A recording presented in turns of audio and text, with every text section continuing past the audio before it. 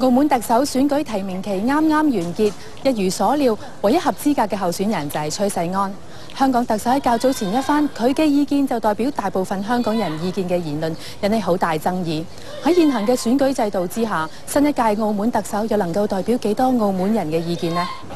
一如所料啦，今屆嘅特首候選人就得一個啦，但係相比起10年前呢，似乎市民對於今次即係冇得揀嗰個選擇聲音係多咗。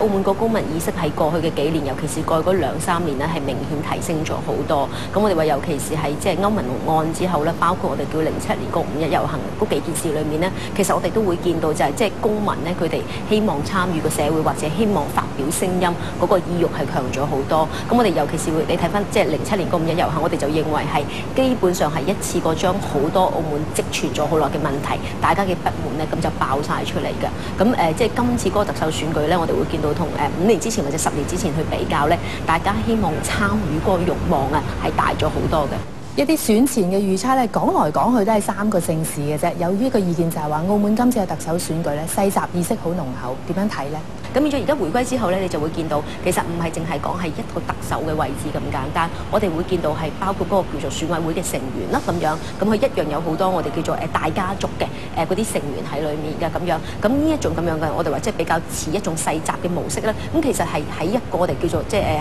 後殖民地時期，佢直接由殖民地嗰個過渡翻過嚟咯。咁呢一種咁樣嘅權力模式咧，其實今次我哋去睇咧係依然冇變，雖然我哋嗰個叫做公民意識係強咗，但係始終個政治結構本身係冇變到咯。有一個感覺咧，澳門特首選舉咧嗰個官商嗰個關係咧好密切嘅，點樣睇咧？第一，譬如我哋話選委會裏面咧，雖然我哋而家即係300個名額裏面咧，商界佔100個噶嘛，咁而實際上咧，我哋話真正嘅即係商界利益咧，佢佔嗰個份額係多過100嘅，因為佢哋仲可以循其他嘅界別，包括係政界啊、文化界啊咁其他界別佢都可以入到去。咁再落嚟就話，如果你睇翻個議會咧，議會嘅結構就更加實行㗎咁樣，即係基本上你會見到就係即係嚟自商界嘅議員咧係佔有最多數㗎咁樣。咁呢一種咁樣嘅形勢去睇咧，我哋話就會比較容易俾人哋覺得點解我哋話全部政商都結合埋一齊。點樣睇香港同澳門兩個地方嘅民主進程咧？